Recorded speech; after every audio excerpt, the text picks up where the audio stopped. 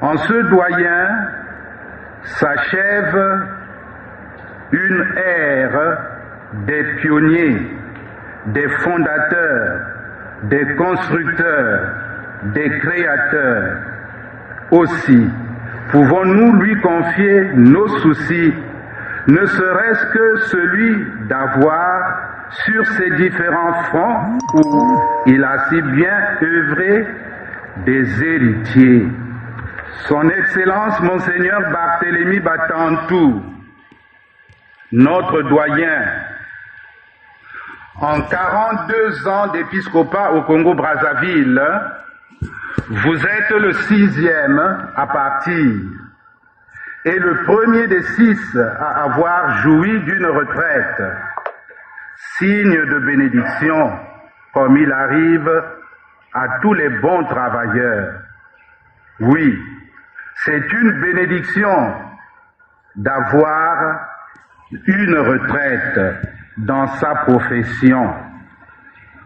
Mais vous êtes témoin que aujourd'hui, les retraités sont maltraités. Et vous-même, vous en avez fait l'expérience. Au Congo, il n'y a pas une maison pour accueillir les prêtres retraités. Il n'y a pas de maison de résidence pour les évêques retraités. Ce qui fait que, quand la retraite pointe à l'horizon, c'est l'angoisse. On est aux abois. Vous en étiez et vous en êtes le témoin. Témoin de 4 décennies durant, nous sommes en droit, nouveaux cadets, de vous considérer maintenant comme notre messager.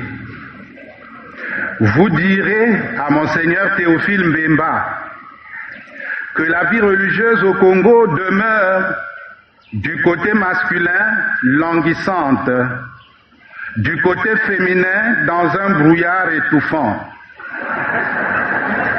Les communautés nouvelles, comme le pullulement des vierges consacrées, ne sont pas encore une réponse satisfaisante aux besoins de l'Église et de la nation. Lui-même nous a laissés dans cette situation et vous la connaissez en tant que fondateur mieux que nous, vos cadets. Dites à son éminence le cardinal Émile Biayenda que le pays sombre toujours sous une nébuleuse de malédiction. Après le sang du Christ Jésus, après son sacrifice à lui, Biayenda, beaucoup d'autres victimes innocentes ont suivi, sans assouvir la soif du pouvoir, sans entamer une réconciliation profonde et conséquente. Vous direz à Monseigneur Benoît Gassongo que nous, ces cadets, nous sommes incapables d'enseigner et de construire des écoles comme lui. Nous venons de parler des enfants et des jeunes, mais avec des baratins. Dites à Monseigneur Godefroy-Émile Poiti, sur le front de l'inculturation où vous avez œuvré ensemble, il n'y a pas d'héritier, malgré la technologie et les ordinateurs qui nous encombrent dans nos bureaux. Sur les fronts des vocations sacerdotales qui étaient son souci primordial, nous sommes loin d'avoir des équipes pastorales soudées et efficaces. Nous avons oublié que la sainteté du prêtre passe par l'obéissance à son ordinaire. À Monseigneur Georges Firmin Singa, dites, pour ces cadets que nous sommes, que l'épiscopat n'est pas encore considéré comme un service, mais comme un honneur pour lequel, malheureusement, nous ne nous forçons pas de nous qualifier. Votre âge, votre expérience nous autorise aussi de vous recommander le souci de la nation congolaise. Ici, on aurait dû parler de trilogie déterminante. Entendons par là la coutume, l'État et la foi chrétienne. Et vous en êtes vraiment le témoin.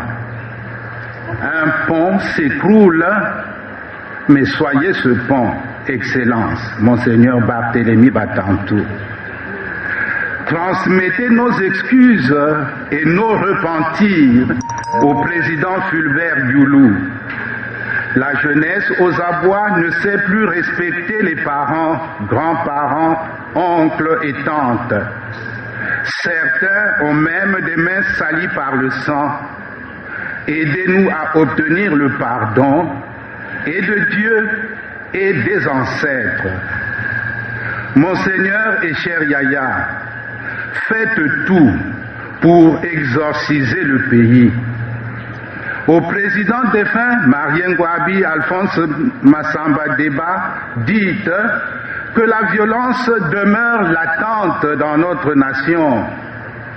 Est-ce que la concertation à notre niveau est possible pour nous suggérer les voies et moyens de suivre la devise de cette nation qui est de surcroît parfaitement évangélique?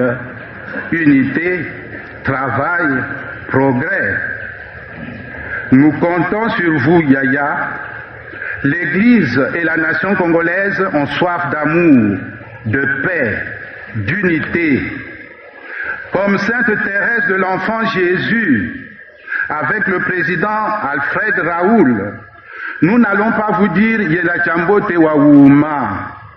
Nous allons vous demander d'intercéder et d'obtenir pour nous, auprès de Jésus le bon pasteur, l'estime les uns des autres, l'ardeur à travailler comme vous nous avez laissé l'exemple. Si les morts ne sont pas morts, comme l'attestent vos nombreuses créations, avec tous les ancêtres ici mentionnés, pour nos enfants et nos jeunes, introduisez-nous dans le train de la réconciliation totale et profonde. Bon et courageux, on l'a dit, vous l'avez été et démontré. Un jour, en quittant votre lit de malade pour m'accompagner au tribunal, un piège que l'on me tendait, où le devoir de réserve qui me lie jusqu'à la mort m'aurait exposé à l'outrage au magistrat.